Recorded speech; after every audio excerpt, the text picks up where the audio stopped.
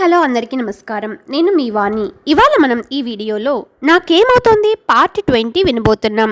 Friends, మీరు కానీ మన ఛానల్ని ఫస్ట్ టైం చూస్తున్నట్లయితే ప్లీజ్ సబ్స్క్రైబ్ చేసుకోండి. అలాగే ఈ వీడియోని తప్పకుండా లైక్ చేసి స్టోరీ ఎలా ఉందో కమెంట్ చేయండి.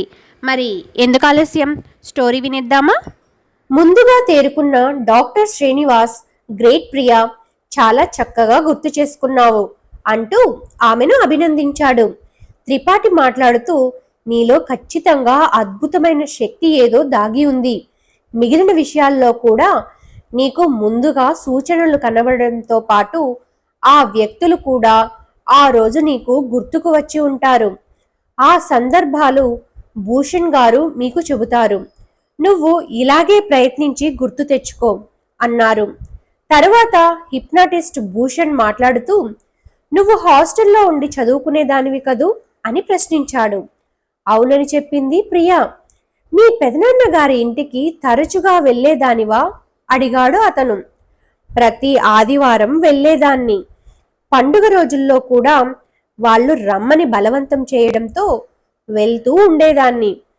నేను వెళ్ళినప్పుడల్లా మరో వారం 10 రోజులకు సరిపోయేలా పచ్చళ్ళు, పొడులు ఇచ్చి పంపేది మా పెద్దమ్మ, చెప్పింది ప్రియా. నీ పెదనాన్న పెద్దమ్మలు గొడవ పడగా ఎప్పుడైనా చూసావా అడిగారు డాక్టర్ శ్రీనివాస్. లేదు, పెదనాన్న కూడా నాన్నగారిలాగే చాలా సౌమ్యులు. చిన్నగా కసురుకోవడం కూడా నేనెప్పుడూ గమనించలేదు, చెప్పింది ప్రియా. మరి మీ పెద్దమ్మ బలానికి విటమిన్ టాబ్లెట్స్ వేసుకునేది కదా అడిగాడు శ్రీనివాస్. అవును, ప్రతిరోజు వేసుకుంటానని నాకు చెప్పింది అంది ప్రియా. మరి ఆ మాత్రలు స్లో పాయిజన్ లాగా పనిచేస్తాయని నీకు ఎందుకు అనిపించింది అడిగాడు హిప్నాటిస్ట్ భూషణ్. ఆలోచనలో పడింది ప్రియా. కొంతసేపటికి తేరుకొని, పక్కింటావిడ విషయంలో జరిగేది నాకు అలా అనిపించి ఉంటుంది అంది. అది మనం ముందుగానే అనుకున్నదే. నేను అడిగేది, నువ్వు మీ పెద్దమ్మతో ఆ మాత్రలు వాడవద్దని చెప్పావు కదా, ఆ రోజు కానీ ముందు రోజు కానీ ఆ పక్కింటావిడ నీకు గుర్తుకు వచ్చిందా? బాగా ఆలోచించి చెప్పు అన్నాడు భూషణ్. కొంతసేపు ఆలోచించిన తర్వాత, అవును, ముందు రోజు ఆవిడ మా పెద్దమ్మతో మాట్లాడుతూ తనకు ఒంట్లో నీరసంగా ఉంటుందని, మాత్రలు వాడుతున్నా ఏమాత్రం ఉపయోగం లేకపోగా నీరసం ఇంకా ఎక్కువ అవుతోందని చెప్పింది. ఆ రోజు రాత్రి ఆమె చెప్పిన విషయం గురించే ఆలోచించాను. మరుసటి రోజు మా పెదనాన్న విటమిన్ టాబ్లెట్లు మా పెద్దమ్మ చేత మింగించడం గమనించాను. పెద్దమ్మను పక్కకు పిలిచి ఆ మాత్రలు వాడవద్దని చెప్పాలనిపించింది అని చెప్పింది ప్రియా. అంటే ఇక్కడ కూడా నీకు జరగబోయే విషయం తెలియడంతో పాటు ఆ వ్యక్తులు నీకు ఏదో రకంగా గుర్తుకు రావడం జరిగింది. ఇప్పుడు హన్సిక గురించి అడుగుతాను, బాగా ఆలోచించుకుని చెప్పు అన్నాడు భూషణ్. అంగీకారంగా తల ఊపింది ప్రియా. హన్సిక అనే అమ్మాయిని ఆమె భర్త హత్య చేశాడు. ముందు రోజు రాత్రి నీ భర్త నిన్ను హత్య చేయడానికి ప్రయత్నించినట్లు నీకు అనిపించింది. ఆ రోజు నీకు హన్సిక గుర్తు వచ్చిందా? గుర్తు చేసుకోవడానికి ప్రయత్నించు అన్నాడు భూషణ్. కాసేపు ఆలోచించింది ప్రియా. నాకేమీ గుర్తు రావడం లేదు అంది. రోజులో మనిషికి ఎన్నో లక్షల ఆలోచనలు వస్తూ ఉంటాయి. మనకు అవసరమైన వాటిని మదిలో నిక్షిప్తం చేసుకుంటాం. మిగిలినవి మరుగున పడిపోయి ఉంటాయి. అలాంటివే హిప్నాటిజంలో బయటకు వస్తాయి.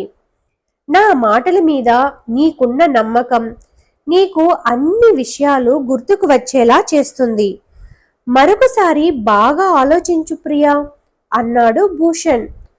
కళ్ళు మూసుకొని కొంతసేపు దీర్ఘంగా ఆలోచించింది ప్రియా.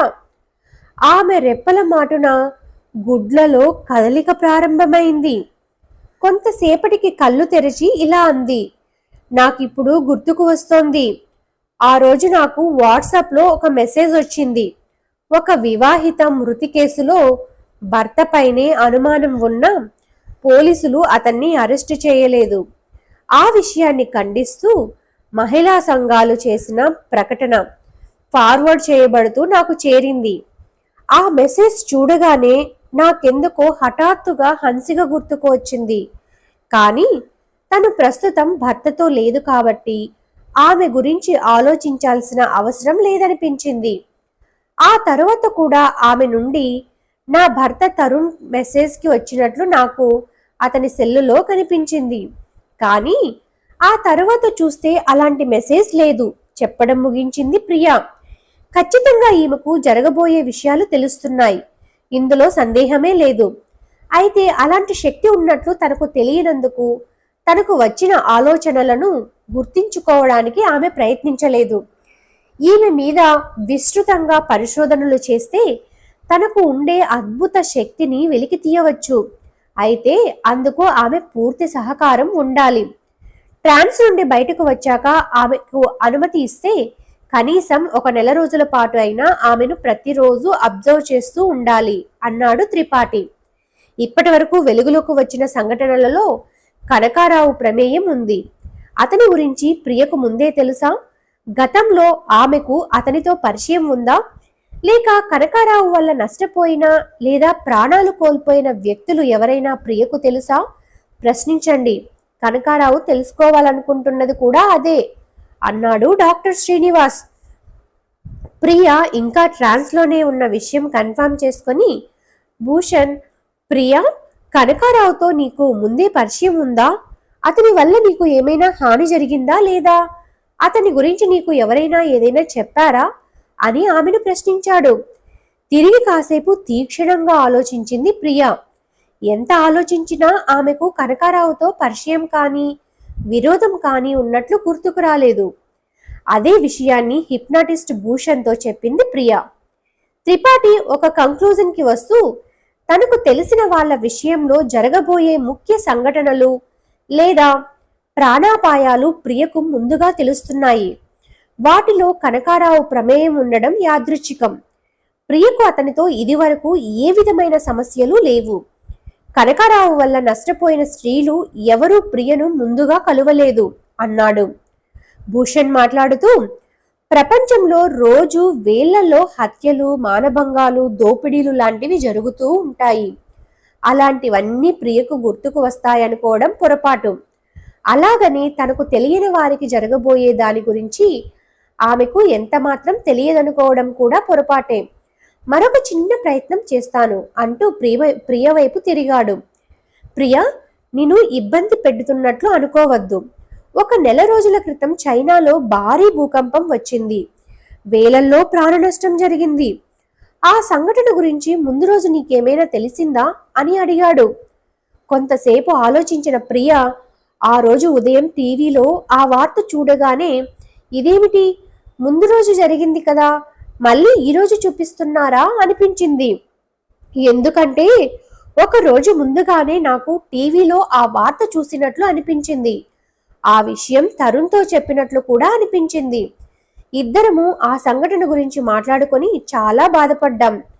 కానీ మరుసటి రోజు అదే వార్తలు వస్తూ ఉండడంతో నాకు కాస్త ఆశ్చర్యం కలిగింది. తరుణ్తో ఈ న్యూస్ నిన్నటిది కదా అని అడిగాను.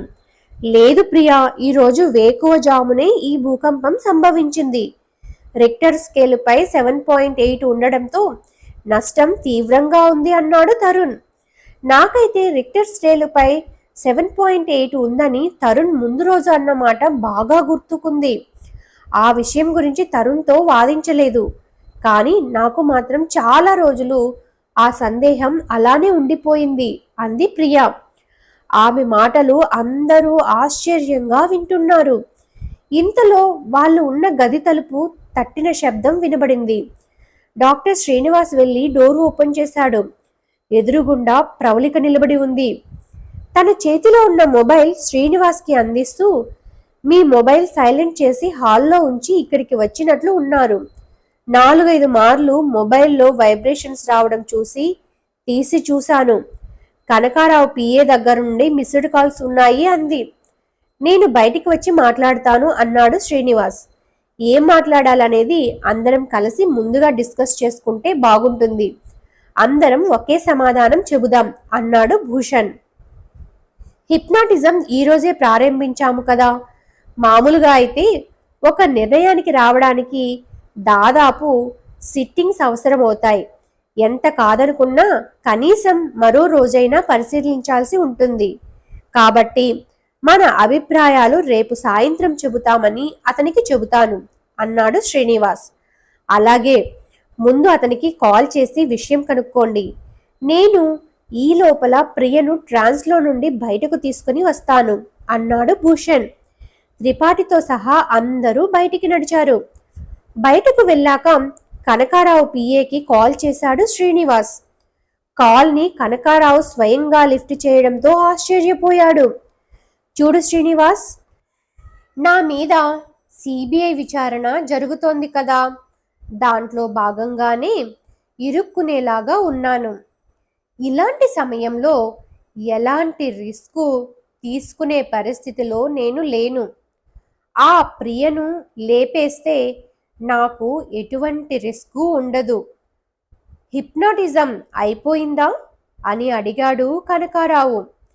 ఇంతలో శ్రీనివాస్, అది 4-5 సిట్టింగ్స్లో చేయాలి, కానీ మీకోసం నేను రేపు సాయంత్రానికి పూర్తి చేస్తాము. ఆ ఢిల్లీ నుండి వచ్చిన వాళ్లను రేపు ఫ్లైట్లో పంపిస్తే రేపు రాత్రికి కానీ ఆ తరువాత రోజు కానీ మీరు అనుకున్నట్లు చేయవచ్చు అన్నాడు శ్రీనివాస్. ముహూర్తాలు చూస్తూ ఉంటే లాభం లేదు. రేపు రాత్రికి ఆ అమ్మాయిని లేపేస్తాను అన్నాడు కనకారావు వికృతంగా నవ్వుతూ. Thanks for watching friends. Next ఎపిసోడ్ని త్వరగా మన ఛానల్లో అప్లోడ్ చేస్తాను. ఈ వీడియోని తప్పకుండా లైక్ చేసి అలాగే స్టోరీ ఎలా ఉందో కమెంట్ చేయండి. మన ఛానల్ని సబ్స్క్రైబ్ చేసుకోకుంటే తప్పకుండా సబ్స్క్రైబ్ చేసుకోండి. Thank you once again.